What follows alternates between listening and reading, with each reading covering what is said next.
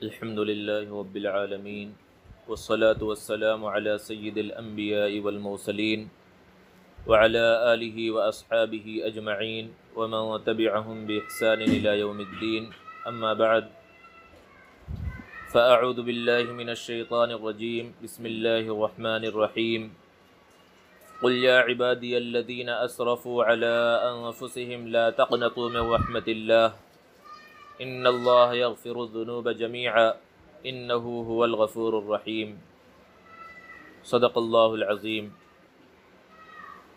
معزز سامعین کرام اور نوجوان دوستو،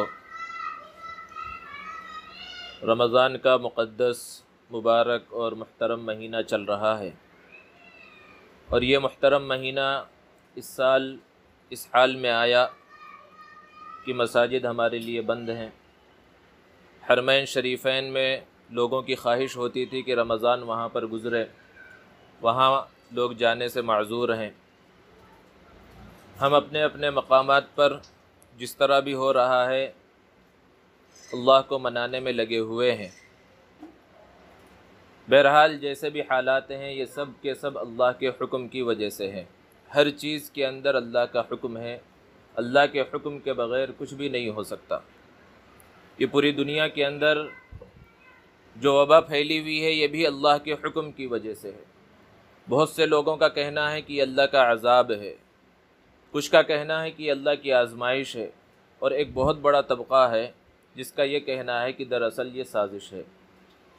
تو اگر یہ اللہ کا عذاب ہو، اور بے شک ہمارے اعمال ایسے ہیں کہ اللہ کا عذاب آ سکتا ہے، پہلی قوموں کے اوپر جو عذابات آئے، اگر ہم قرآن مجید کا مطالعہ کریں اور ان قوموں کے حالات کو پڑھیں اور غور کریں کہ ان کے اوپر کن گناہوں کی وجہ سے عذابات آئے تھے، کن خرابیوں کی وجہ سے وہ تکلیفوں میں پریشانیوں میں مبتلا ہوئے تھے، تو ہم اپنے حال ایسے پائیں گے کہ ہم سب کے سب ان گناہوں کے اندر مبتلا ہیں۔ لیکن یہ صرف اور صرف حضور اکرم صلی اللہ علیہ وسلم کا مقام و مرتبہ اور آپ کی خصوصیت ہے کہ آپ کی برکت کی وجہ سے اس امت پر اس طرح کا عمومی عذاب نہیں آتا۔ تو اگر یہ اللہ کا عذاب ہے تو ہمیں یہ دعا کرنا چاہیے اللہ تبارک و تعالیٰ سے کہ اللہ ہمارے گناہوں کو معاف فرما اور ہمارے اوپر سے اس عذاب کو ختم فرما، ہمارے ملک کو اس وبا سے پاک و صاف فرما، پورے جہان کو اس وبا سے پاک و صاف فرما۔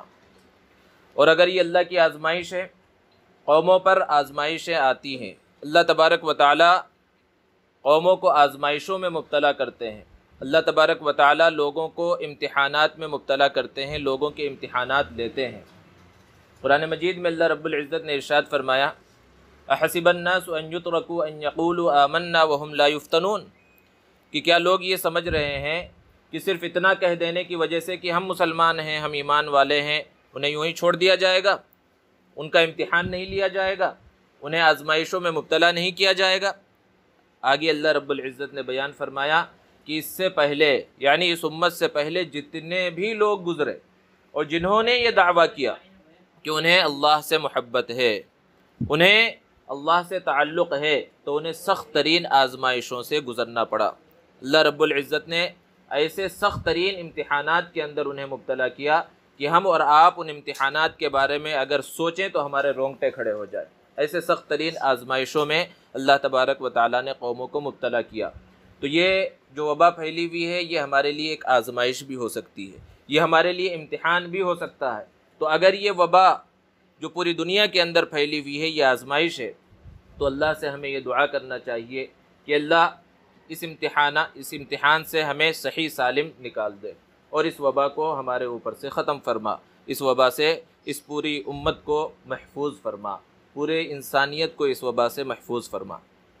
اور اگر یہ سازش ہے، جیسا کہ کہا جا رہا ہے کہ سازش کے طور پر اس کو پھیلایا جا رہا ہے، تو اگر یہ سازش بھی ہے اور کچھ ایسی طاقتیں ہیں جو اس سازش کے اندر مبتلا ہیں اور اس کو پھیلا رہی ہیں، تو بھی ہمیں اس بات کو ذہن میں رکھنا چاہیے کہ کوئی کتنی بھی بڑی سازش کرنے والا ہو، اللہ کے حکم کے بغیر وہ سازش بھی کامیاب نہیں ہو سکتی۔ اگر یہ سازش بھی ہے تو اللہ کے حکم کے تحت ہی وہ پوری دنیا کے اندر پھیلی ہے۔ تو اگر یہ سازش ہے تو ہمیں اس انداز میں اللہ سے مانگنا چاہیے، دعا کرنا چاہیے کہ اس سازش کا خاتمہ فرما اور امن و امان والے جو حالات تھے ان حالات کو دوبارہ لوٹا دے۔ تو بہرحال یہ رمضان کا مہینہ بالکل گزرنے پر ہے اور اس حال میں گزر رہا ہے۔ جاتے جاتے یہ رمضان کا مہینہ مبارک اور مقدس مہینہ ہمیں کچھ سبق دے کر جاتا ہے۔ رمضان کا مہینہ بہت ہی عظمت اور فضیلت والا مہینہ ہے۔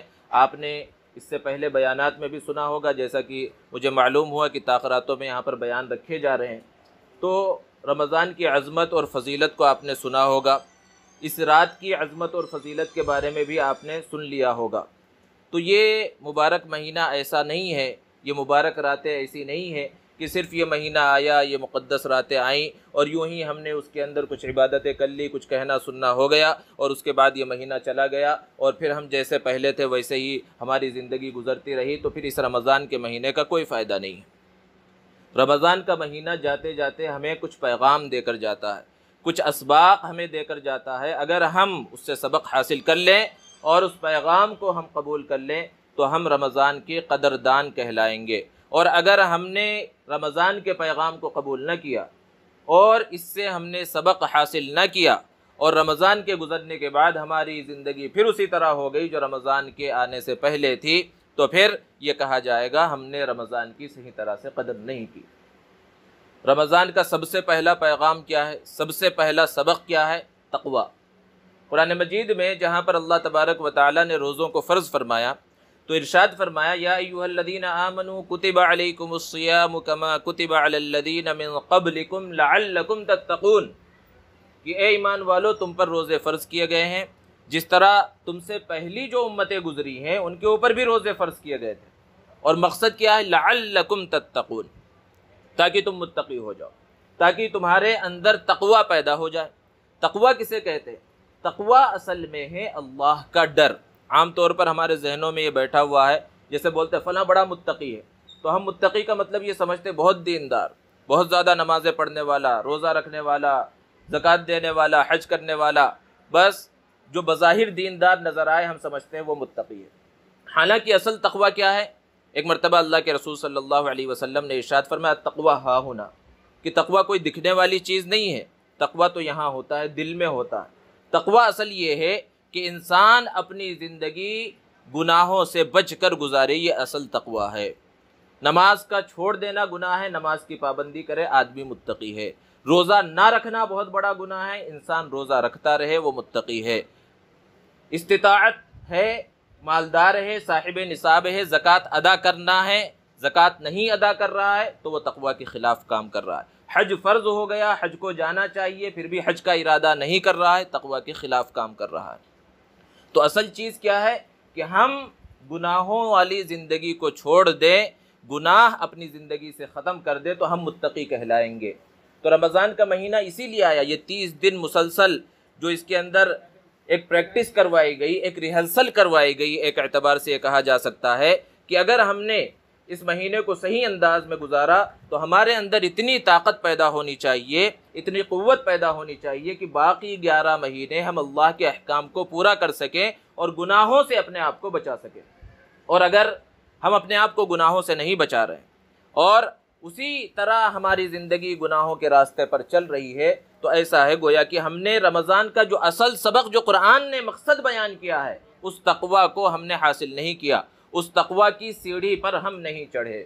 اور جسے تقوی حاصل ہو جاتا ہے اس کا فائدہ کیا ہوتا ہے؟ اللہ رب العزت نے بیان فرمایا وَمَن يَتَّقِ اللَّهَ يَجْعَلْ لَهُ مَخْرَجًا، جو اللہ سے ڈرتا ہے، تقوی اختیار کرتا ہے، گناہوں کو چھوڑ دیتا ہے، اللہ رب العزت اس کے لیے راستے بنا دیتے ہیں۔ وہ راستے دنیا کے راستے ہیں، رزق کے راستے کھول دیتے ہیں، کاروبار کے اندر برکت شروع ہو جاتی ہے، تجارت کے اندر برکت شروع ہو جاتی ہے۔ اسی طرح فرمایا وَمَن يَتَّقِ اللَّهَ يَجْعَلْ لَهُ مِنْ أَمْرِهِ يُسْرًا، کہ جو اللہ سے ڈرتا ہے، گناہوں سے بچ کر زندگی گزارتا ہے، اللہ اس کے کام کو آسان فرما دیتے ہیں۔ ہماری زندگی کے اندر بہت سے گناہ ایسے ہیں کہ ہم اسے گناہ سمجھتے نہیں، کچھ بڑے بڑے گناہ ہیں جو ہر ایک کو معلوم ہے، اور انسان ان گناہوں میں مبتلا ہوتا ہے تو اس کے دل و دماغ کے اندر یہ بات آتی ہے کہ بھئی میں گناہ کر رہا ہوں، یہ نہیں کرنا چاہیے۔ تو ایسے جو گناہ ہیں ان سے توبہ کی توفیق بھی ملتی ہے اور ایسے گناہوں سے بچنا بھی چاہیے، ایسے گناہوں سے انسان بچنے کی کوشش کرتا ہے اور اگر کوئی نہیں کرتا تو ضرور کرنا چاہیے۔ بڑے بڑے گناہ ہیں، زنا ہے، چوری ہے، ڈکیتی ہے، قتل ہے، یہ سب بڑے بڑے گناہ ہیں جو مشہور ہے، شراب پینا، یہ سارے بڑے گناہ ہیں۔ لیکن کچھ گناہ ہماری زندگیوں کے اندر ایسے ہیں کہ ہمیں احساس تک نہیں ہوتا کہ ہم گناہوں کے اندر مبتلا ہیں۔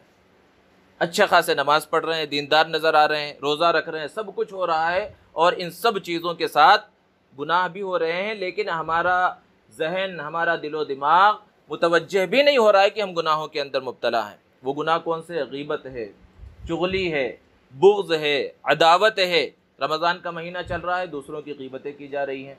رمضان کا مہینہ چل رہا ہے، چغلیاں ہو رہی ہیں، بدگمانی ہو رہی ہے، بد زبانی ہو رہی ہے۔ یہ سب ایسے گناہ ہیں جن کی طرف ہم متوجہ بھی نہیں ہوتے۔ دوستوں کا مجمع ہے، آپس میں ایک دوسرے سے مذاق کر سکتے ہیں۔ مذاق اللہ کے رسول صلی اللہ علیہ وسلم نے بھی کیا ہے کہ مذاق ایسا ہو جس سے سامنے والے کو تکلیف نہ پہنچے۔ مجمع میں بھی مذاق ہو رہا ہے، دوست احباب مذاق کر رہے ہیں، تو ایسا مذاق ہو کہ جس میں جھوٹ شامل نہ ہو اور سامنے والے کو تکلیف بھی نہ پہنچے۔ اللہ کے رسول صلی اللہ علیہ وسلم کی زندگی میں بہت ساری مثالیں ہیں اس طرح کہ آپ صلی اللہ علیہ وسلم نے اس طرح مزاح کیا، آپ نے اس طرح مذاق کیا، لیکن برے نام سے پکارا جا رہا ہے، ایسے نام سے دوست کو بلایا جا رہا ہے، کسی کو بلایا جا رہا ہے کہ وہ اس کو سننا پسند نہیں کرتا، تو یہ بھی بہت بڑا گناہ ہے۔ اسی طرح گالیاں دی جا رہی ہیں، دوستوں میں آپس میں گالیاں دی جا رہی ہیں اور گالی کو سنا بھی جا رہا ہے، لیکن کچھ بھی فرق نہیں پڑ رہا ہے۔ یہ گالی دینا یہ بہت بڑا گناہ ہے۔ تو آپس میں چاہے ہنسی مذاق کے اندر ہو یا لڑائی جھگڑے کے اندر ہو، کہیں بھی اپنی زبان کو خراب نہیں کرنا چاہیے، زبان کو خراب کرنے سے بھی بچنا چاہیے۔ تو ایسے بہت سارے گناہ ہیں جو ہماری زندگیوں کے اندر ہوتے ہیں کہ ایک طرف ہم جو ہے جماعت سے نماز بھی پڑھ رہے ہیں، مسجدیں بند ہو گئیں، اس کے باوجود بھی ہم جماعت کی پابندی کر رہے ہیں، اور بظاہر ایسا محسوس ہو رہا ہے ہم اچھے سے زندگی گزار رہے ہیں، لیکن ایسے بہت سارے گناہ ہیں جو ہماری زندگیوں کے اندر ہے کہ ایک طرف سے نامہ اعمال میں نیکیاں جا رہی ہیں، لیکن دوسری طرف سے وہ ختم ہو جا رہی ہیں۔ اس کو علماء نے مثال سے سمجھایا کہ ایک بڑی ٹنکی ہو، اور ٹنکی کس لیے ہوتی ہے؟ تاکہ اس کے اندر پانی کو بھرا جائے، اور نیچے سے ایک نل لگا دیا اور اوپر سے خوب پریشر سے پانی آ رہا ہے اور نیچے کا نل کھول دیا گیا، تو چاہے جتنا پانی اس کے اندر ڈالا جائے، اگر نیچے تھوڑا سا سوراخ ہوگا تو ایک نہ ایک وقت وہ ٹنکی کا پانی، چاہے جتنی بڑی ٹنکی ہو، وہ پانی ختم ہو جائے گا۔ ہمارے اعمال کی مثال بالکل اسی ٹنکی کی طرح ہے کہ یہ ٹنکی نامہ اعمال ہے، اور اس کے اندر پانی کی جگہ پر ہم اپنے نیکیاں ڈال رہے ہیں، نماز ڈال رہے ہیں، روزہ ڈال رہے ہیں، زکوٰۃ ڈال رہے ہیں، دوسرے صدقہ خیرات اور دوسری نیکیاں ڈال رہے ہیں، لیکن نیچے سے نل جاری کر دیا ہے غیبت کا، چغلی کا، بہتان تراشی کا، بری باتوں کا نل چالو کر دیا ہے، سوراخ جو ہے ٹنکی کے اندر کر دیا ہے کہ نامہ اعمال، نیکیاں اور اچھائیاں اوپر سے جا رہی ہیں اور نیچے سے نکلتی چلی جا رہی ہے اور ہمیں پتہ بھی نہیں چل رہا ہے۔ اس کو اور آسان انداز سے علماء نے سمجھایا کہ گرمی کے زمانے میں لوگ اے سی لگاتے ہیں، اور اے سی کا مقصد کیا ہوتا ہے کہ اپنے روم کو ٹھنڈا کرے۔ کسی نے مہنگی اے سی خریدی اور اپنے روم میں اے سی لگا دیا، ایئر کنڈیشن لگا دیا، اور پھر دوسرے دن کمپنی میں جا کر پہنچ گیا کہ روم تو ٹھنڈا ہی نہیں ہوا، اتنا پیسہ میں نے لگایا اور سب کچھ خرچ کیا، وائرنگ کرائی اور یہ کیا وہ کیا، لیکن روم ٹھنڈا نہیں ہوا۔ تو سب سے پہلے وہ پوچھے گا کہ آپ نے کھڑکیاں دروازے بند کیے تھے؟ تو اگر اس نے کہا کہ میں نے کھڑکیاں تو بند نہیں کی، میں نے دروازے بند نہیں کیے، میں نے روشن دان کو بند نہیں کیا، تو پھر کہا جائے گا تم بہت بڑے بے وقوف ہو، کیونکہ اس اے سی کا تقاضا ہی یہ ہے کہ یہ ٹھنڈا اس وقت کرے گا آپ کے روم کو، آپ کے کمرے کو، جب کہ آپ کھڑکیاں بند کر دیں، دروازے بند کر دیں، روشن دان کو بند کر دیں، ہوا جانے کے راستوں کو بند کر دیں، تو یہ اس کمرے کو ٹھنڈا کرے گا۔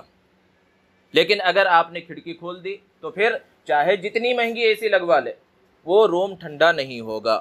بالکل اسی طرح ہم اپنے نامہ اعمال کے اندر بہت ساری نیکیاں ڈالیں، اچھے اچھے اعمال کرتے رہیں، نماز پڑھیں، روزہ رکھیں، تلاوت کریں، صدقہ خیرات کریں، سب کچھ کریں، لیکن گناہ کی چھوٹی سی کھڑکی ادھر سے کھول دی، غیبت کی چھوٹی سی کھڑکی ادھر سے کھول دی، بہتان تراشی کی چھوٹے سے روشن دان کو ادھر سے کھول دیا کہ ادھر سے ٹھنڈی ٹھنڈی ہوائیں، نیکیاں سب کچھ آ رہی ہیں، اور جس طرح وہ ٹھنڈی ہوا ایک طرف سے آ رہی تھی دوسری طرف سے نکل جا رہی تھی، بالکل اسی طرح ہمارے نامہ اعمال میں نیکیاں ہر طرف سے آ رہی ہیں، نماز کے ذریعے، روزے کے ذریعے، حج کے ذریعے، لوگوں کی خدمت کے ذریعے، سب کچھ آ رہی ہیں، لیکن چھوٹی چھوٹی کھڑکیاں، روشن دان، دروازے ہم نے گناہوں کے کھول دیے ہیں، جس سے وہ سب نکل جا رہی ہیں، اور پھر ہم تو سمجھ رہے ہیں کہ ہم نے نمازیں بھی پڑھی ہیں، روزے بھی رکھے ہیں، زکوٰۃ بھی دیے ہیں، لوگوں کی مدد بھی کی ہے، اور کل اللہ کے دربار میں جب کھڑے ہوں گے تو پتہ چلے گا سب کچھ خالی ہے، کچھ بھی نہیں ہے، تو پھر اس وقت کیا حال ہوگا؟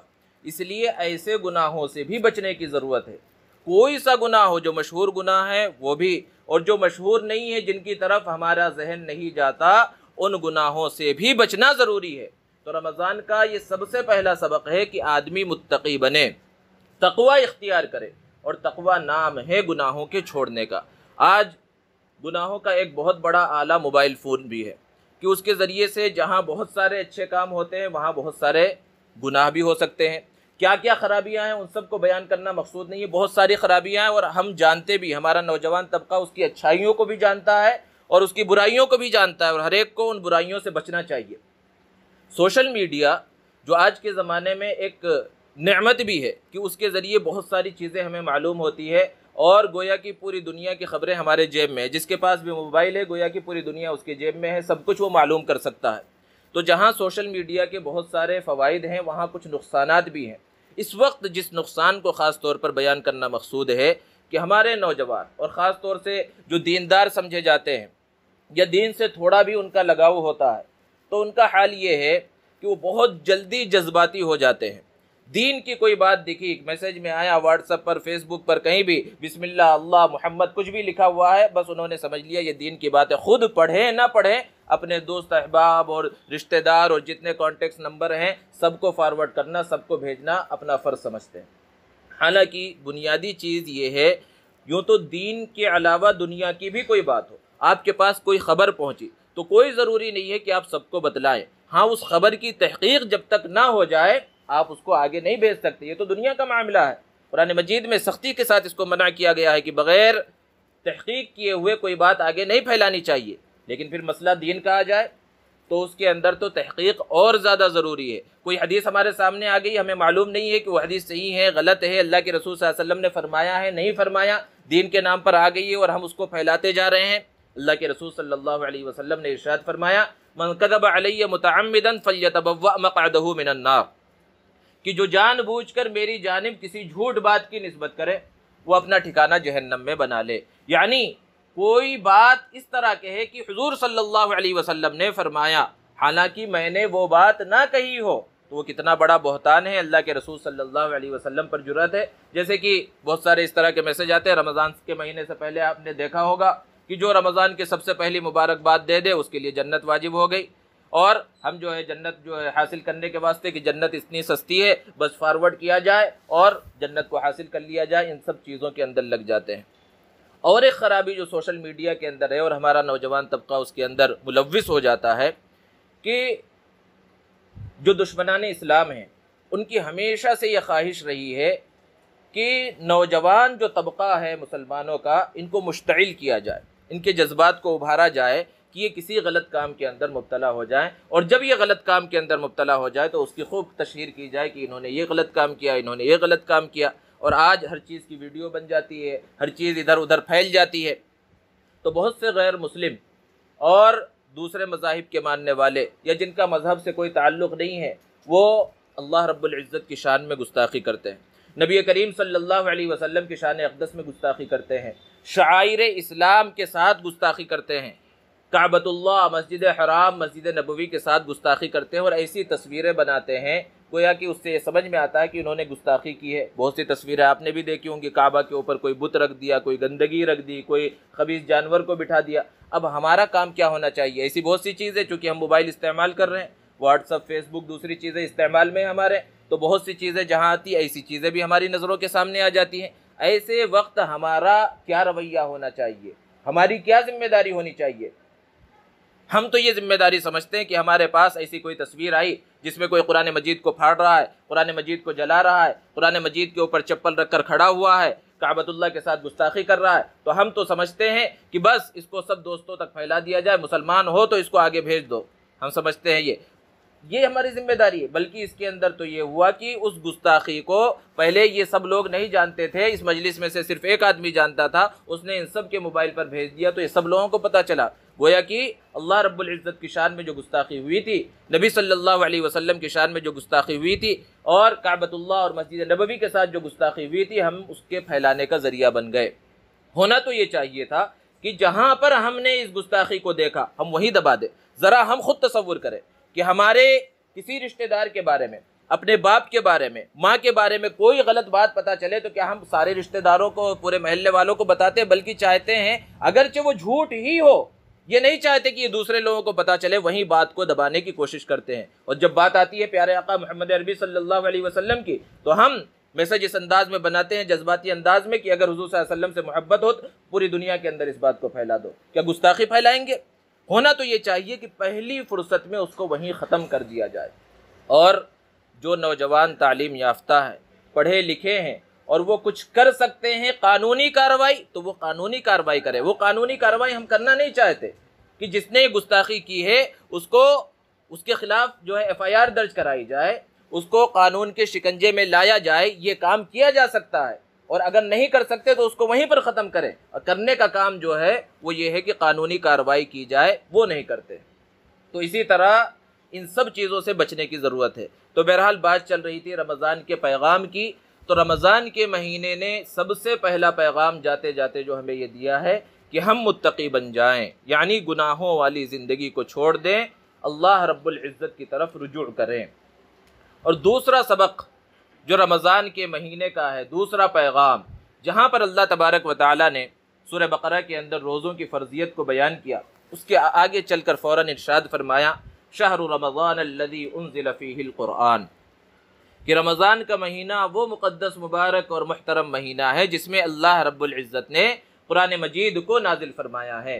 اس رمضان کے ساتھ قرآن مجید کا خصوصی اور گہرا تعلق ہے۔ تو یہ رمضان کا مہینہ ہم سے یہ مطالبہ کرتا ہے، ہم سے یہ تقاضا کرتا ہے کہ اس قرآن مجید کے ساتھ ہم اپنے تعلق کو جوڑ لیں۔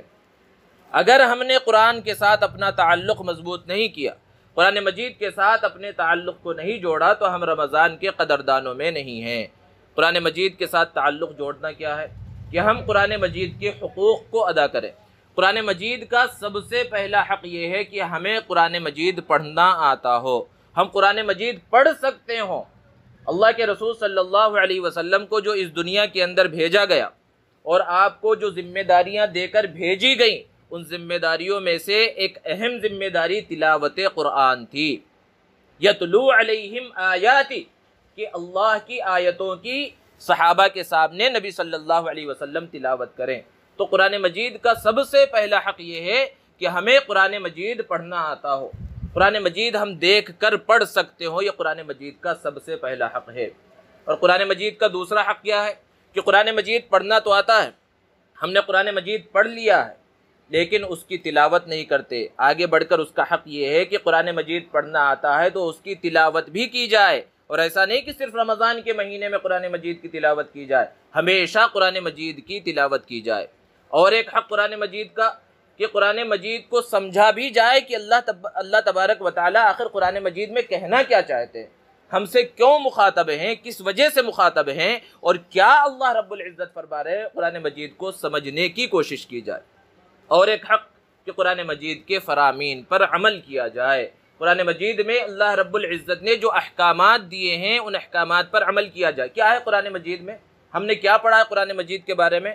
اب اگر قرآن مجید آپ اٹھائیں گے تو آپ کو معلوم ہوگا قرآن مجید میں اللہ نے احکام دیا، نماز پڑھو، روزہ رکھو، زکوٰۃ دو، اور بہت سی چیزوں کو اللہ نے منع فرمایا ہے۔ تجارت کس انداز میں کی جائے، تجارت کے اصول بیان فرمائے ہیں۔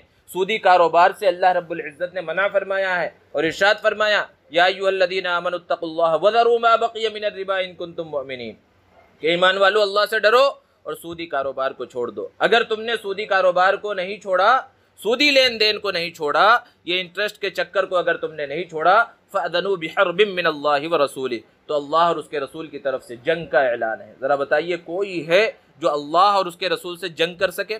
تو یہ احکامات، یہ صرف مثال کے طور پر بیان کیا گیا، شراب کو منع کیا گیا، بہت ساری چیزیں ہیں۔ تو قرآن مجید کے یہ حقوق ہیں کہ سب سے پہلے قرآن مجید پڑھنا آئے، قرآن مجید ہم تلاوت کریں، قرآن مجید کے معانی اور مفاہیم کو بھی سمجھیں، اور قرآن مجید پر سب سے اصل چیز عمل کریں۔ لیکن مسلمانوں کا ایک بہت بڑا طبقہ ایسا ہے، نوجوانوں کا ایک بہت بڑا طبقہ ایسا ہے کہ انہیں قرآن مجید پڑھنا نہیں آتا، دیکھ کر پڑھنا بھی نہیں آتا۔ کیوں نہیں آتا؟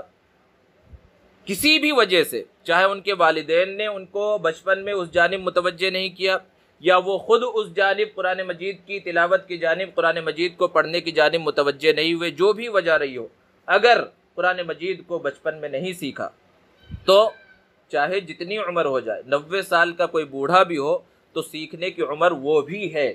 ہم صحابہ کرام رضوان اللہ تعالیٰ علیہم اجمعین کی زندگیوں کو دیکھیں کہ انہوں نے اللہ کے رسول صلی اللہ علیہ وسلم سے قرآن مجید پڑھا، قرآن مجید کو سیکھا، تو ان کی عمریں کیا تھیں؟ چھوٹے بچے نہیں تھے، وہ صحابہ کرام بڑی بڑی عمر والے تھے، اکثریت کی عمر زیادہ تھی۔ انہوں نے اس عمر میں اللہ کے رسول صلی اللہ علیہ وسلم سے قرآن مجید کو پڑھا، قرآن مجید کو سیکھا۔ ایک صحابی کا تذکرہ ہے کہ ان کا گھر اللہ کے رسول صلی اللہ علیہ وسلم مدینہ المنورہ میں تشریف فرما ہے، وہاں سے کچھ دوری پر تھا، تو وہ روزانہ مسجد نبوی نہیں آ سکتے تھے، اللہ کے رسول صلی اللہ علیہ وسلم کی مجلس میں نہیں آ سکتے تھے، لیکن قرآن مجید کو سیکھنے کا جذبہ ان کے دل میں تھا، تڑپ تھی، لگن تھی، تو وہ اپنے گھر سے نکلتے اور جو سڑک تھی، جو مین روڈ وہاں سے گزرتی تھی، وہاں پر جا کر کھڑے ہو جاتے، اور جب بھی وہاں سے کوئی صحابی گزرتے، کوئی قافلہ گزرتا، اس میں کوئی صحابی ہوتے اور تو ان سے پوچھتے کہ تمہیں قرآن مجید کی کوئی آیت یاد ہے؟ تم نے قرآن مجید کا کوئی حصہ اللہ کے رسول صلی اللہ علیہ وسلم سے سنا؟ تو کوئی صحابی ایسا ہوتا وہ یہ کہتا کہ ہاں آج میں نے ایک نئی آیت اللہ کے رسول صلی اللہ علیہ وسلم سے سنی ہے، تو اسی روڈ کے کنارے کھڑے ہو کر ان سے وہ اس آیت کریمہ کو یاد کر لیتے، اور اسی طرح کرتے کرتے انہوں نے قرآن مجید کا ایک بہت بڑا حصہ یاد کر لیا۔ تو اصل چیز ہے محنت، لگن اور تڑپ۔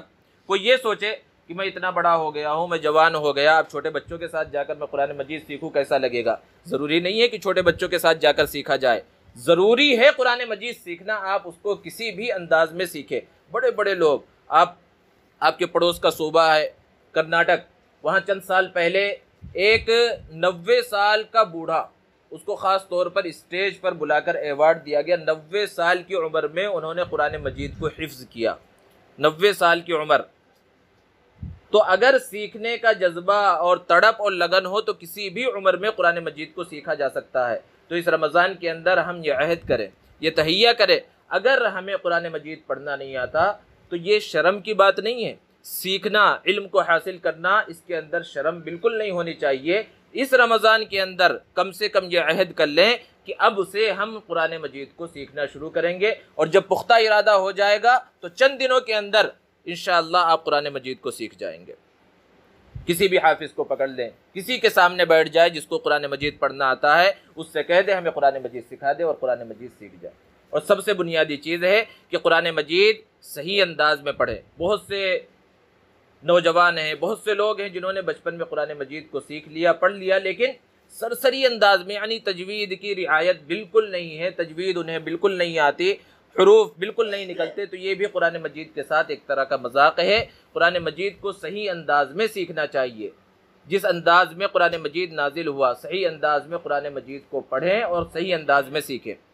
تو ایک عہد، ایک تہیہ یہ کر لیں کہ ہمیں قرآن مجید سیکھنا ہے، اور پھر اس کے بعد اگر ہمیں قرآن مجید پڑھنا آتا ہے تو جس طرح ہم نے رمضان کے اندر تلاوت کی، اسی طرح پورے سال وقت نکال کر آدھا پارہ، ایک پارہ، جتنا بھی ہو سکتا ہے قرآن مجید کی تلاوت کرتے رہیں، اور اسی طرح قرآن مجید کے معانی اور مفاہیم کو سمجھنے کی کوشش کریں۔ علماء کرام کے جہاں درس قرآن ہوتے ہیں، تفسیر ہوتی ہے، ان دروس کے اندر شریک ہوں اور قرآن مجید کے معانی اور مفاہیم کو سمجھیں۔ اور سب سے اصل چیز ہے کہ قرآن میں اللہ نے جو فرما دیا ہے ہمیں اس پر عمل کرنا ہے، یہ ہے قرآن مجید کے ساتھ تعلق۔ یہ رمضان کا مہینہ جاتے جاتے ہمیں یہ پیغام دے کر جا رہا ہے کہ اس قرآن مجید کے ساتھ اپنے تعلق کو جوڑ لیا جائے۔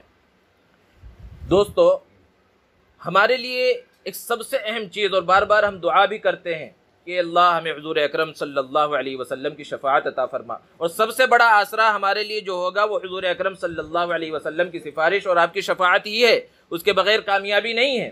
لیکن آپ قرآن مجید کو اٹھا کر دیکھیں، قرآن مجید میں ایک جگہ پر اللہ رب العزت نے ارشاد فرمایا، وقال الرسول یا رب ان قوم اتخذوا هذا القرآن مہجورا، کہ پیارے آقا محمد عربی صلی اللہ علیہ وسلم اللہ رب العزت کے سامنے ان لوگوں کی شکایت کریں گے جنہوں نے قرآن مجید کو چھوڑ دیا تھا، جنہوں نے قرآن مجید کے حق کو ادا نہیں کیا تھا۔ کہیں گے یا ربی، اے میرے پروردگار، ان قوم اتخذوا هذا القرآن مہجورا، میری قوم نے، یعنی میری اس امت نے، فلاں فلاں نے اس قرآن مجید کو چھوڑ دیا تھا، قرآن مجید کے حق کو ادا نہیں کیا تھا۔ اب ذرا تصور کریں، جس کی شکایت اللہ کے سامنے نبی صلی اللہ علیہ وسلم کر دیں، پھر اس کی سفارش بھی کریں گے؟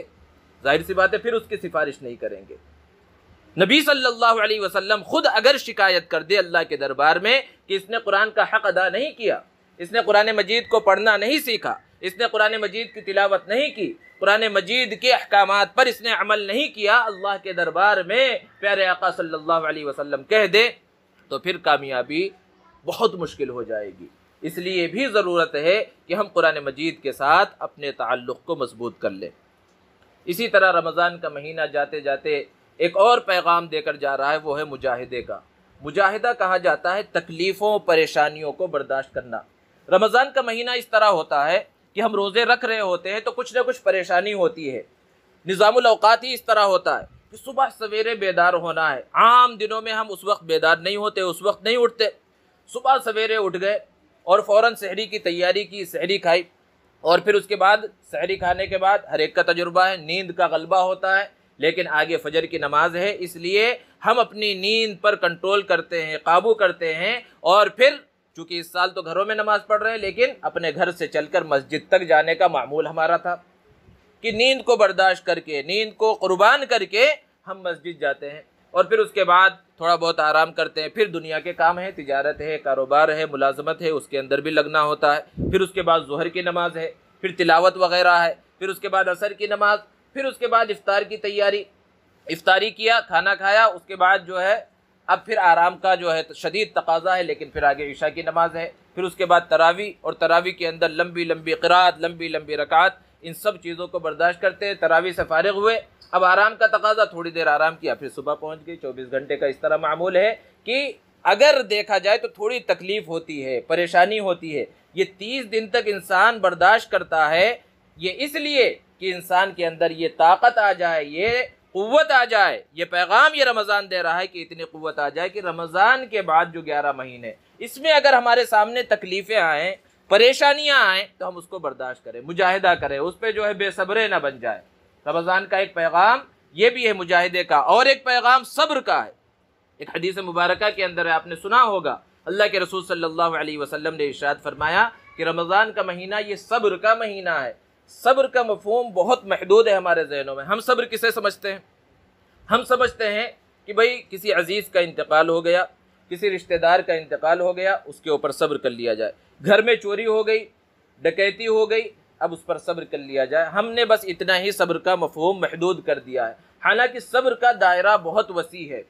علماء نے بیان فرمایا کہ نماز پڑھنے کا دل نہیں کر رہا، سخت گرمی ہے، باہر دھوپ میں نکلنا نہیں چاہتے، ظہر کی اذان ہو گئی، مسجد سے مؤذن بلا رہا ہے، نماز کا وقت ہو گیا، دل نہیں چاہ رہا ہے مسجد جانے کا، سخت سردی کا زمانہ ہے، لحاف میں لیٹے ہوئے ہیں، چادر اوڑھ کر لیٹے ہوئے ہیں، ٹھنڈے پانی سے وضو کرنے کا دل نہیں کر رہا، فجر کی نماز کے لیے اٹھنے کا دل نہیں کر رہا ہے، لیکن اللہ کی محبت میں، اللہ کے ڈر سے کہ اللہ کو راضی کرنا ہے، اگر میں یہ عمل نہیں کروں گا تو کل اللہ کے سامنے کیا جواب دوں گا، اپنے نفس پر کنٹرول کر کے، اپنے آپ پر قابو کر کے وہ اٹھا اور مسجد چلے گیا، اللہ کے حکم کو پورا کیا۔ یہ بھی صبر ہے، یہ صبر علی الطاعت ہے کہ اللہ کی عبادت کرنے کا دل نہیں کر رہا تھا پھر بھی کر لے، تو یہ بھی صبر ہے۔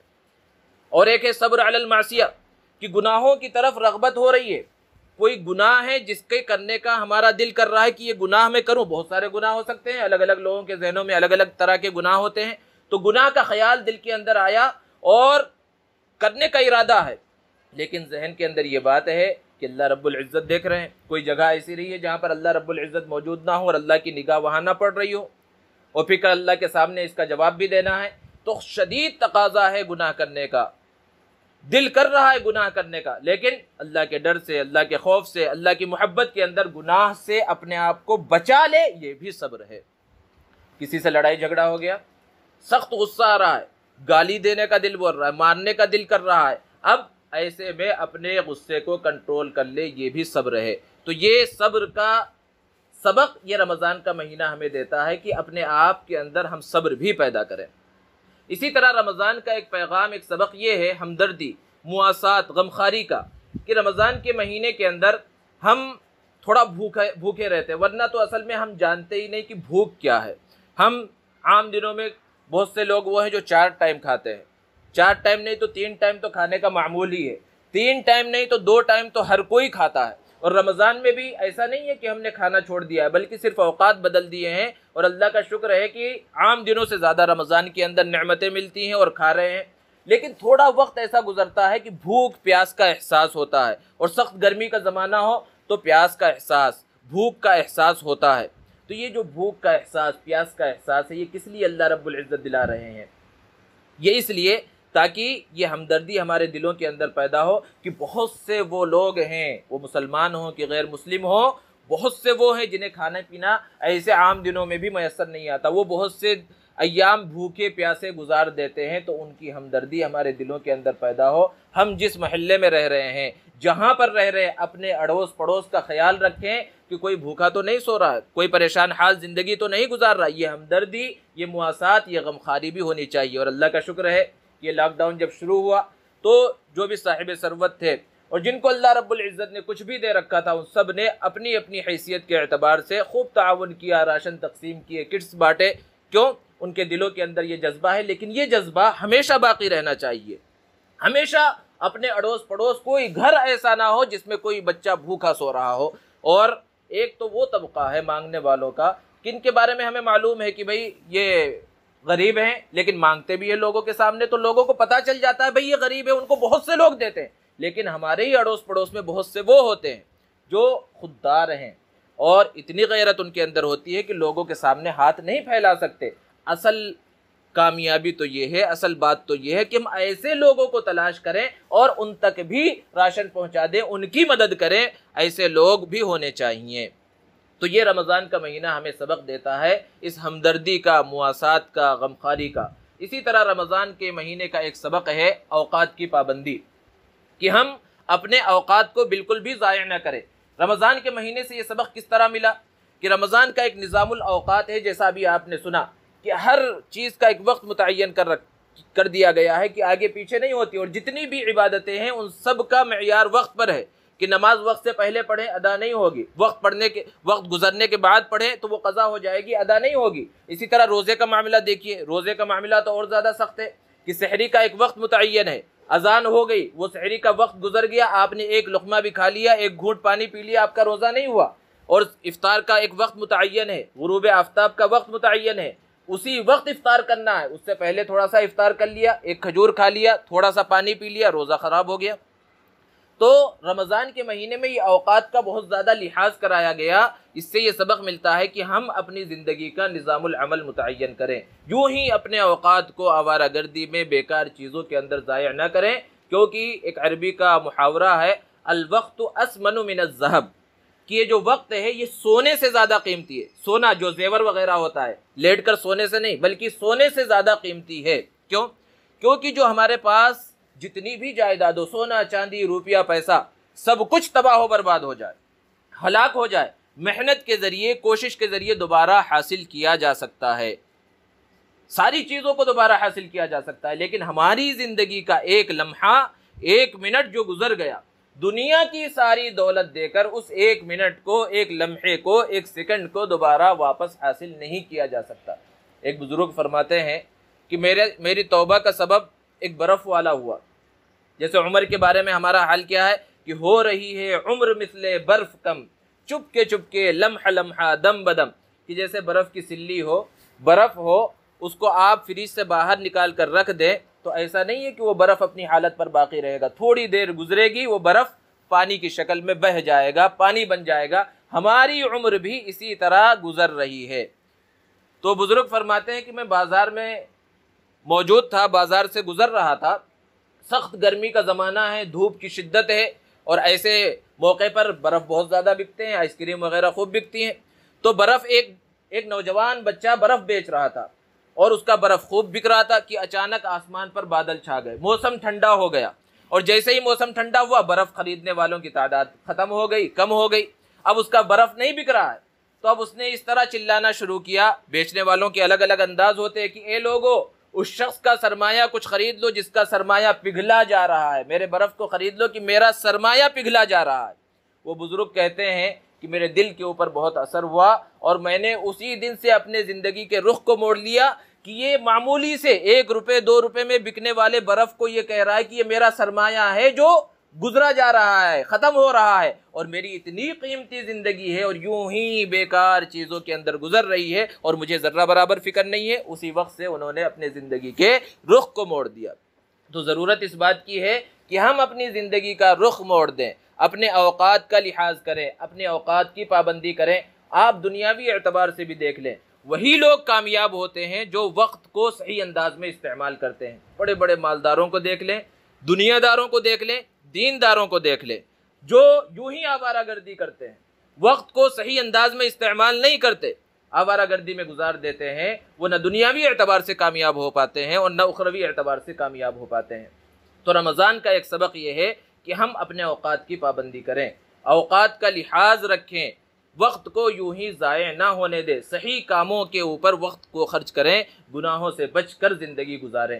تو دوستو یہ چند اسباق ہیں جو رمضان کے ہیں، یہ پیغام ہے رمضان کا۔ اگر ہم نے ان پیغام کو قبول کر لیا، رمضان کے ان پیغامات کو قبول کر لیا، تو یہ سمجھا جائے گا کہ ہم نے رمضان کی صحیح طرح سے قدر کی۔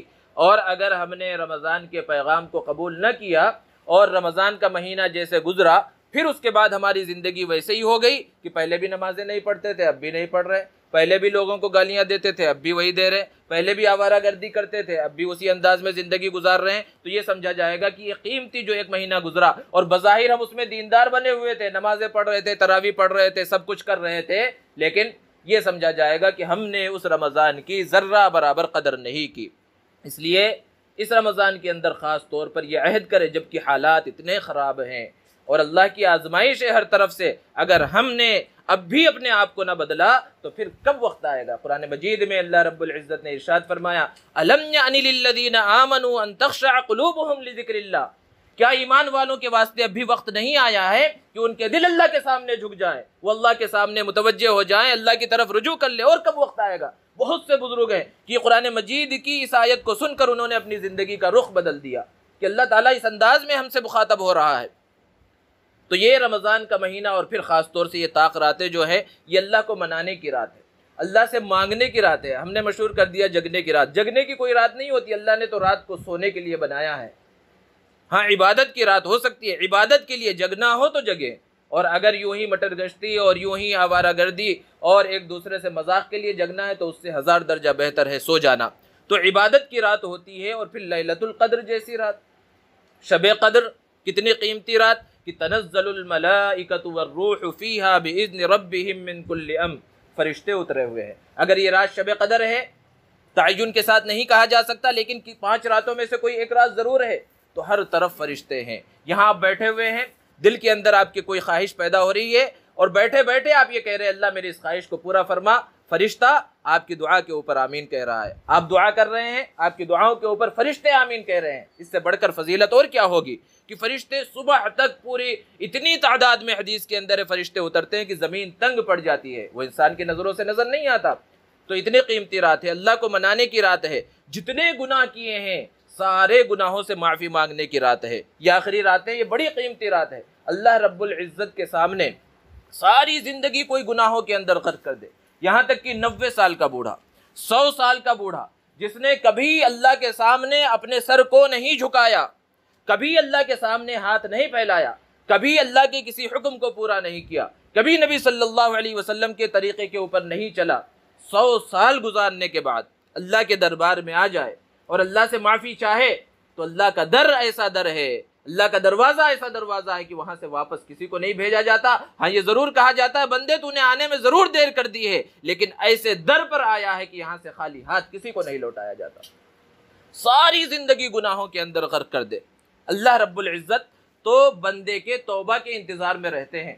گنہگار سے گنہگار بندہ ہو، جس کو لوگ گنہگار سمجھتے ہوں، پورا معاشرہ، بہت سے ایسے بھی ہوتے ہیں کہ پورے محلے کے اندر کوئی بھی دیکھتا ہے تو اس کو نفرت سے دیکھتا ہے، بھائی فلاں یہ اس گناہ میں مبتلا ہے، اس گناہ میں مبتلا ہے، اس نے یہ بھی کر لیا، اس نے وہ بھی کر لیا، بہت سے لوگ ہوتے ہیں۔ تو اتنا بھی کوئی شخص ہو کہ سارے لوگ نفرت کرتے ہوں، لیکن اللہ تبارک و تعالیٰ اس بندے کے بھی انتظار میں رہتے ہیں کہ یہ بندہ میرا توبہ کر لے۔ اللہ رب العزت چاہتے ہیں یہ میرا بندہ میرے در پر آ جائے۔ حدیث میں اللہ کے رسول صلی اللہ علیہ وسلم نے ارشاد فرمایا کہ اللہ تبارک و تعالیٰ کو کتنی خوشی ہوتی ہے گنہگار بندے کے توبہ کرنے سے۔ مثال کے ذریعے بات سمجھ میں آتی ہے، اسی لیے پیارے آقا صلی اللہ علیہ وسلم نے مثال سے سمجھایا کہ ایک آدمی سفر کے لیے نکلا، اور پہلے زمانے کا سفر کیسا ہوتا تھا آپ جانتے ہیں، لمبے سفر کے لیے جانا ہے تو اس نے ایک سواری تیار کی، وہ گھوڑا ہو سکتا ہے، اونٹ، جو بھی ہے، اور اس پر توشہ بھی لیا اور پانی کا بھی انتظام کر لیا کیونکہ لمبا سفر ہے۔ اب جب سفر پر روانہ ہوا، چل پڑا، صحرا میں پہنچ گیا، ہر طرف ریت ہی ریت نظر آ رہی ہے، اب چلتے چلتے تھک گیا۔ اب اس نے سوچا یہاں تھوڑی دیر میں آرام کر لوں اور پھر اس کے بعد آگے اپنا سفر جاری کروں گا، اور اپنی سواری سے اترا اور نیچے لیٹ گیا آرام کرنے کے واسطے۔ اسے نیند آ گئی، اور جب اس کی آنکھ کھلی تو دیکھا سواری اس کی غائب ہے۔ اب بھوک کا احساس ہو رہا ہے، پیاس کا احساس ہو رہا ہے، اس نیت سے اٹھا ہے کہ تھوڑا کھانا کھا لوں، تھوڑا سا پانی پی لوں اور پھر اپنے سفر پر آگے روانہ ہو جاؤں، لیکن دیکھا تو اس کی وہ اونٹنی غائب ہے، اس کی سواری غائب ہے، ادھر دیکھ رہا ہے ادھر دیکھ رہا ہے، اور صحرا کا حال آپ کو معلوم ہے، ریگستان کیسا ہوتا ہے، ہر طرف ریت ہی ریت ہے، کہیں کوئی ہریالی نہیں، کہیں کوئی انسان نہیں، کہیں کوئی جانور نہیں، کہیں پانی کا نام و نشان نہیں، ادھر بھاگ رہا ہے ادھر بھاگ رہا ہے ادھر بھاگ رہا ہے اپنی سواری کی تلاش میں۔ جتنی اس سے کوشش ہو سکتی تھی سواری کو تلاش کرنے کی اس نے کوشش کی، لیکن اس کی سواری نہیں ملی۔ اب اسے اپنی موت کا پورا یقین ہو گیا، کیونکہ پیدل اس صحرا کو پار کر نہیں سکتا، بغیر کھائے بغیر پانی کے اس صحرا کو پار کر نہیں سکتا، اپنی موت کا یقین ہو گیا، اور مرنے کے ارادے سے پھر لیٹ گیا کہ اب میں مر جاؤں گا۔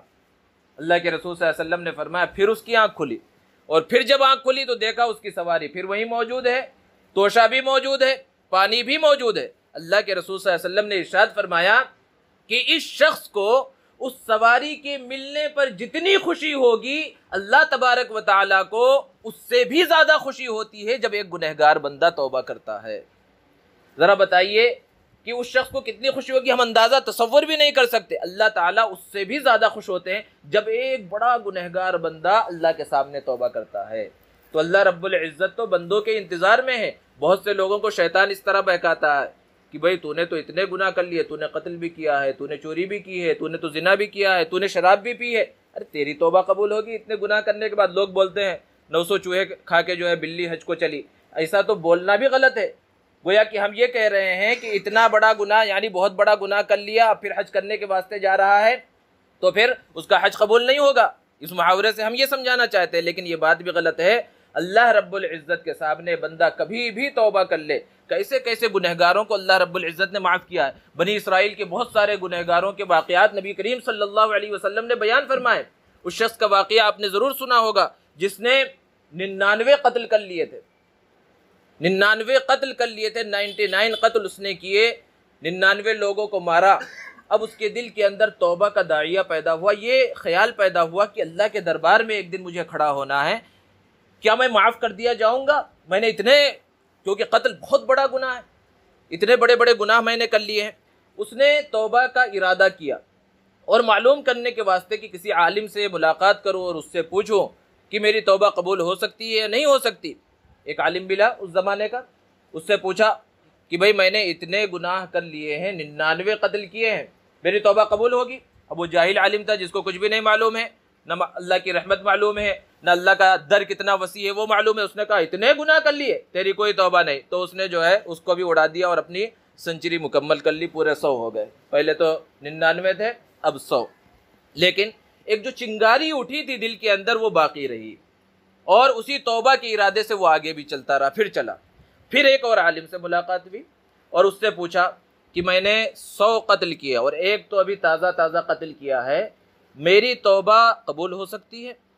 اس شخص نے کہا، اس کے علم تھا، اللہ کے بارے میں جانتا تھا، اللہ کی رحمت کے بارے میں جانتا تھا، اللہ کا در کتنا وسیع ہے، اللہ کی رحمت کتنی وسیع ہے اس کو جانتا تھا۔ اس نے کہا ضرور، کیوں نہیں، تیری توبہ ضرور قبول ہوگی، لیکن تو چونکہ برے لوگوں کی بستی میں رہتا تھا اور ادھر فلاں جگہ پر نیک لوگوں کی بستی ہے، تو ادھر چلے جا، وہاں نیک لوگ رہتے ہیں، ان کے ہاتھ پر جا کر توبہ کر لے، وہاں جا کر توبہ کر لے، تیری توبہ قبول ہو جائے گی۔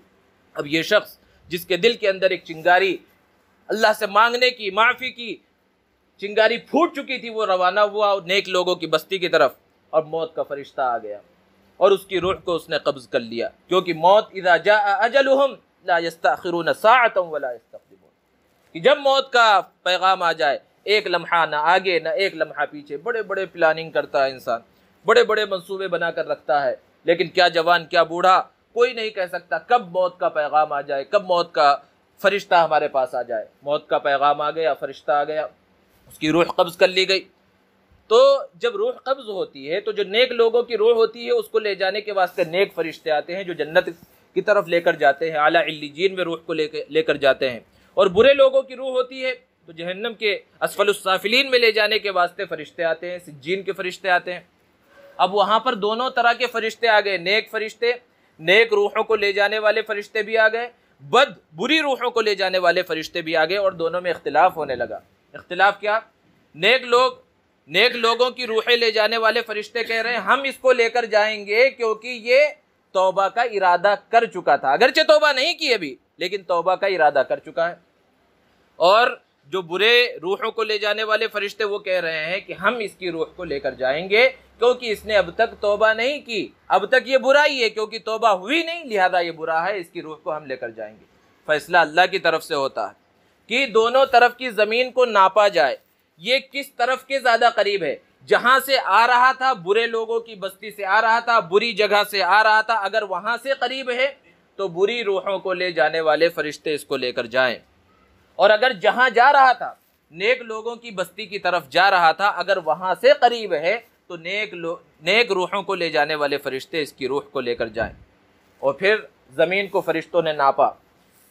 اللہ کے رسول صلی اللہ علیہ وسلم نے ارشاد فرمایا کہ حقیقت میں وہ شخص ابھی جہاں سے آ رہا تھا ادھر ہی کے قریب تھا، اور جہاں جانا تھا نیک لوگوں کی بستی کی طرف اس سے دور تھا، لیکن ہر چیز اللہ کے حکم کے تابع ہے۔ اللہ رب العزت نے اس زمین کو حکم دیا تقربی، تو قریب ہو جا، اور اس زمین کو حکم دیا تباعدی، تو دور ہو جا، اور پھر جب فرشتوں نے ناپا تو وہ اس بستی کے قریب نکلا اور اس کی مغفرت فرما دی۔ تو اللہ رب العزت کی رحمت اتنی وسیع ہے، اللہ رب العزت کے سامنے کوئی بھی ہاتھ پھیلا لے اللہ رب العزت اسے معاف فرما دیتے ہیں۔ کیسے کیسے بڑے بڑے گنہگار، وحشی کا نام آپ نے سنا ہوگا، کون ہے وحشی؟ اللہ کے رسول صلی اللہ علیہ وسلم کے چچا حضرت حمزہ رضی اللہ تعالی عنہ کا قاتل ہے۔ اللہ کے رسول صلی اللہ علیہ وسلم کے پیارے چچا حضرت حمزہ رضی اللہ تعالی عنہ کو جنگ احد کے اندر قتل کیا، اور جب اللہ کے رسول صلی اللہ علیہ وسلم کے چچا شہید ہوئے، سید الشہداء کہا گیا انہیں، شہیدوں کے سردار ہیں، اللہ کے رسول صلی اللہ علیہ وسلم کو بہت تکلیف ہوئی، اور اتنی تکلیف ہوئی اللہ کے رسول صلی اللہ علیہ وسلم کو کہ آپ نے قسم کھائی۔ جنگ کے ختم ہونے کے بعد جب اپنے چچا کی لاش کو دیکھا آپ بہت غصے میں آ گئے، اور غصے میں یہ قسم کھائی کہ میں 70 کافروں کے ساتھ ایسا ہی سلوک کروں گا جیسا سلوک میرے چچا کے ساتھ کیا گیا۔ لیکن اسلام کی خوبصورتی کو دیکھیے، فوراً جبرائیل آ گئے، اللہ کا پیغام آ گیا، وَإِنْ عَاقَبْتُمْ، پہلی آیت کریمہ نازل ہو رہی ہے اس موقع پر کہ وَإِنْ عَاقَبْتُمْ فَعَاقِبُوا بِمِثْلِ مَا عُوقِبْتُمْ بِهِ، کہ اے نبی صلی اللہ علیہ وسلم آپ اگر بدلہ لینا چاہتے ہیں تو اتنا ہی بدلہ لے سکتے ہیں جتنی تکلیف آپ کو پہنچائی گئی۔ آپ کے ایک آدمی کے ساتھ یہ سلوک کیا گیا، آپ ان کے ایک آدمی کے ساتھ وہ سلوک کر سکتے ہیں، لیکن وَلَئِن صَبَرْتُمْ لَهُوَ خَيْرٌ لِلصَّابِرِينَ، لیکن اگر آپ صبر کر لیں، یعنی وہ ایک کا بھی بدلہ نہ لیں، تو پھر صبر آپ کے لیے بہتر ہے۔ ذرا بتائیے، ابھی چند ساعت پہلے، چند گھڑی پہلے اللہ کے رسول صلی اللہ علیہ وسلم اتنے غصے میں تھے کہ آپ نے قسم کھائی تھی کہ 70 کافروں کے ساتھ ایسا سلوک کروں گا، لیکن اللہ کا جب پیغام آیا کہ صبر آپ کے لیے بہتر ہے، آپ نے قسم کا کفارہ ادا کر دیا اور کہا صبر کو میں اختیار کروں گا، اب میں کوئی بدلہ نہیں لوں گا۔ ایک طرف تو یہ حال ہے کہ چچا کے شہید ہونے کا اتنا غم ہے کہ 70 کافروں کے ساتھ آپ وہ سلوک کرنا چاہتے ہیں، لیکن پھر چند دن گزرے، اللہ کے رسول صلی اللہ علیہ وسلم نے وحشی کو اسلام کا پیغام بھیجا۔ وحشی کہیں دور چلے گئے تھے، خط لکھ کر بھیجا کہ اسلام قبول کر لو۔ ذرا بتائیے اللہ رب العزت بڑے بڑے گنہگاروں کے نخرے کیسے اٹھاتا ہے۔ وحشی جتنا بڑا گنہگار کہ اللہ کے رسول صلی اللہ علیہ وسلم کو تکلیف پہنچائی، اور اللہ کو کتنا محبوب ہیں اللہ کے رسول صلی اللہ علیہ وسلم، لیکن اللہ کے رسول صلی اللہ علیہ وسلم نے انہیں اسلام کا پیغام دیا خط کے ذریعے۔ اب وحشی کے ناز و نخرے دیکھیے، وحشی نے جواب میں خط لکھا اللہ کے رسول صلی اللہ علیہ وسلم کو کہ آپ مجھے اسلام کی دعوت دے رہے ہیں، حالانکہ میں نے قرآن مجید میں پڑھا، اس سے یہ سمجھ میں آتا ہے کہ اس زمانے کے جو کافر اور مشرک تھے وہ بھی قرآن پڑھتے تھے، کہ قرآن مجید کے اندر، آپ کے قرآن مجید کے اندر یہ بات آئی ہے کہ جس نے قتل کیا، زنا کیا اور شرک کیا، یلیق اثاما یضاعف له العذاب، وہ بہت بڑا گنہگار ہے اور اس کے گناہ کو، اس کے عذاب کو کئی گنا بڑھا دیا جائے گا، اور میں ان سب گناہوں کے اندر مبتلا ہوں، اور قتل تو ایسی عظیم ہستی کا کیا ہے جو آپ کے محبوب تھے، آپ کے چچا تھے، پھر میری مغفرت کیسی ہوگی؟ آپ کس طرح مجھے اسلام کی دعوت دے رہے ہیں؟ ذرا بتائیے، ایک آیت تو پہلے نازل ہو چکی تھی وحشی کے بارے میں، اب دوسری آیت نازل ہو رہی ہے وحشی کے بارے میں. کیا آیت نازل ہوئی؟ الا من تاب وآمن وعمل عملا صالحا، کہ ہاں یہ بہت بڑے بڑے گناہ، قتل، زنا، شرک، کفر، یہ بہت بڑے بڑے گناہ، ان کی معافی نہیں، لیکن جو توبہ کر لے، جو توبہ کر لے اور ایمان لے کر آ جائے. پہلی شرط ہے توبہ، دوسری شرط ہے ایمان، پھر وعمل عملا صالحا، تیسری شرط ہے پھر اچھے اعمال کرتا رہے، تو اللہ اس کے گناہوں کو معاف کر دے گا، گناہوں کو نیکیوں سے بدل دے گا. یہ آیت اللہ کے رسول صلی اللہ علیہ وسلم پر نازل ہوئی.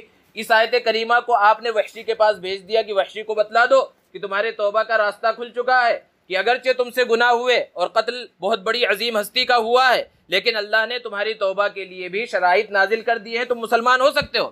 جب وحشی نے پڑھا تو ہونا تو کیا چاہیے تھا؟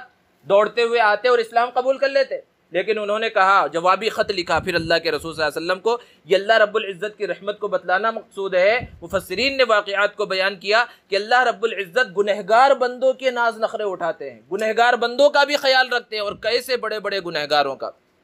وحشی نے ایک جوابی خط لکھا کہ اس کے اندر ایک شرط ہے من تابا، جو توبہ کر لے، میں توبہ کرنے کے لیے تیار ہوں.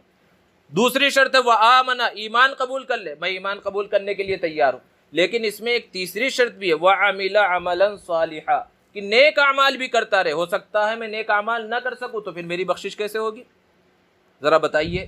اللہ کے رسول صلی اللہ علیہ وسلم کے پاس جب یہ خط پہنچا تو پھر ایک اور آیت کریمہ نازل ہوئی.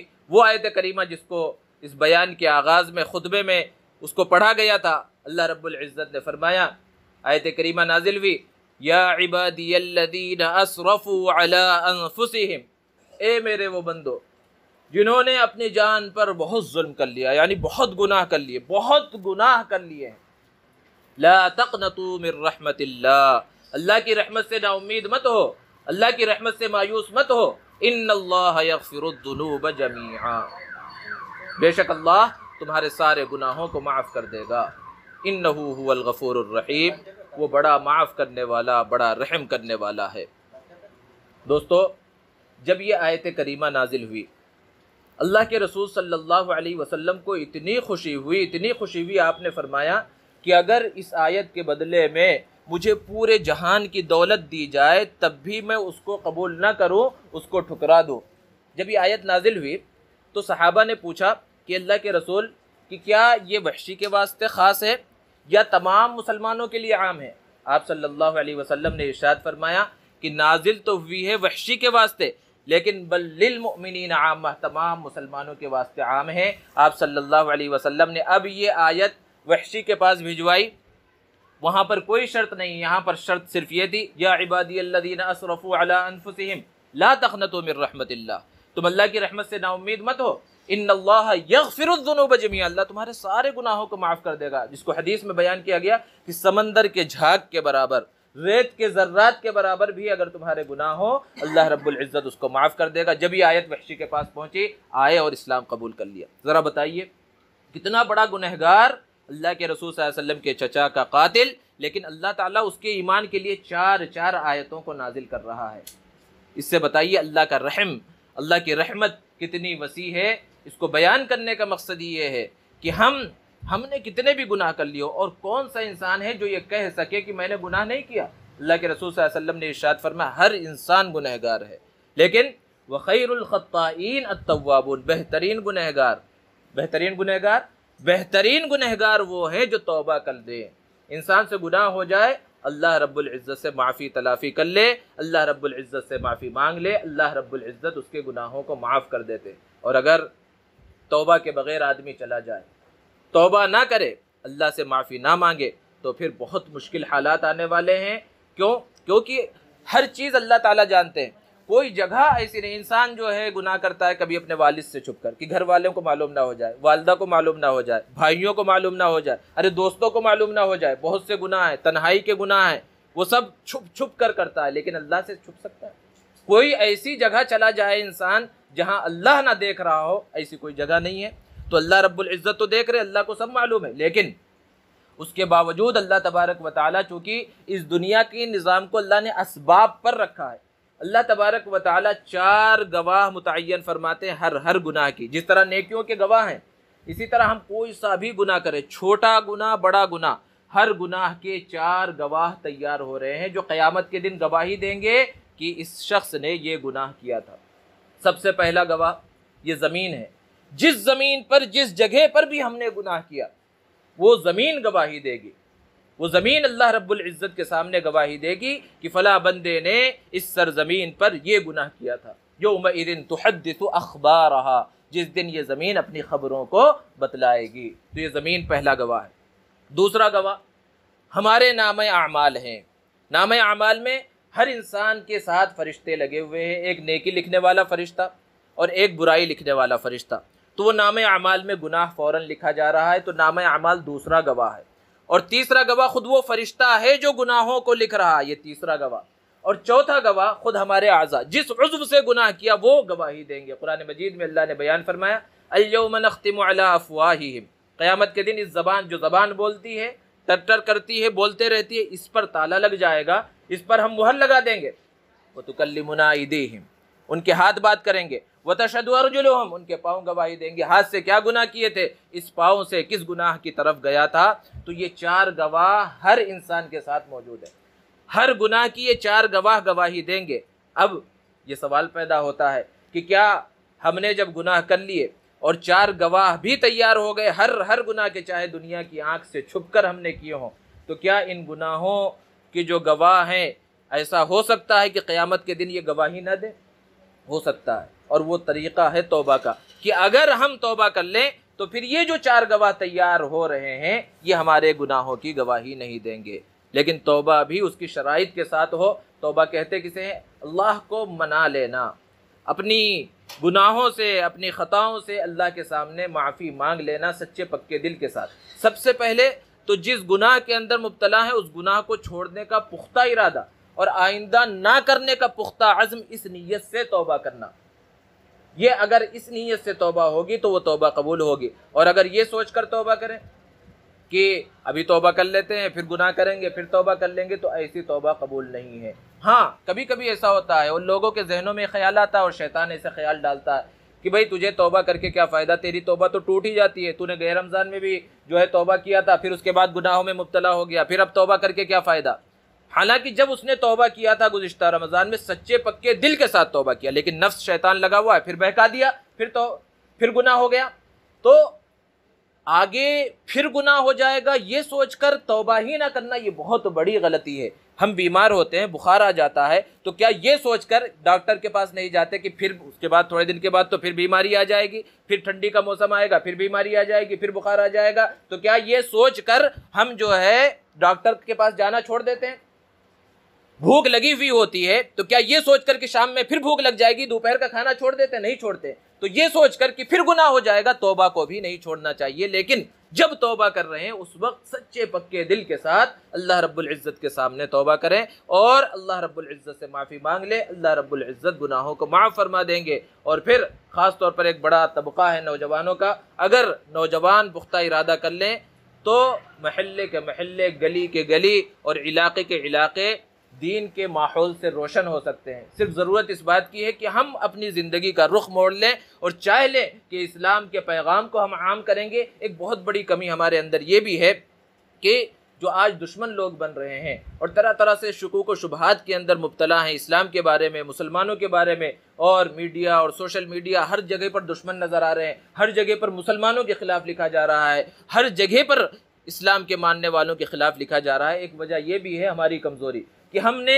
اسلام کا جو کردار تھا، جو اخلاق تھا، جو پیغام تھا وہ غیروں تک نہیں پہنچایا.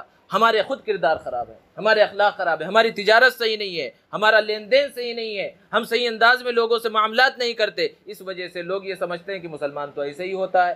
مسلمان ایسا نہیں ہوتا. اگر وہ اسلام کو، جو لوگ مسلمان ہو رہے ہیں مسلمانوں کو دیکھ کر مسلمان نہیں ہو رہے، وہ اسلام کو پڑھ کر مسلمان ہو رہے ہیں. ہونا تو یہ چاہیے. ابتدا میں جب ہندوستان کے اندر اسلام پھیلا تو کوئی کتابیں نہیں آئی تھی، لوگ آئے تھے، انہوں نے اپنے اخلاق اور کردار سے متاثر کیا تھا اور علاقے کے علاقے اور ملک کے ملک اور پورے خطے کے خطے مسلمان ہوئے تھے. کیوں؟ انہوں نے اپنے اخلاق اور اپنے کردار سے لوگوں کو متاثر کیا تھا. تو ضرورت اس بات کی ہے کہ ہم اسلامی اخلاق اور کردار کو اپنا لیں. تجارت میں ہو، ملازمت میں ہو، ہر جگہ پر وہ اسلامی اخلاق، اسلامی کردار اور غیروں کے دلوں کے اندر جو شکوک و شبہات ہیں، ہر انسان کی ذمہ داری.